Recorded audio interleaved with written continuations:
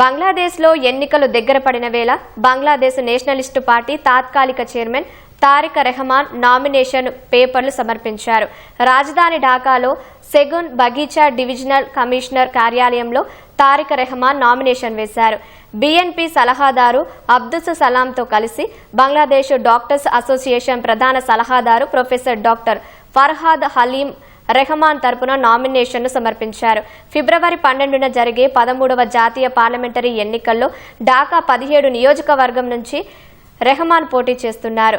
మాజీ ప్రధాని ఖలేదా జియాకు తారిక్ రెహమాన్ కుమారుడు. 2008లో రాజకీయ ఖైదీగా ఉన్న రెహమాన్ విడుదలైన తర్వాత లండన్ వెళ్లిపోయారు.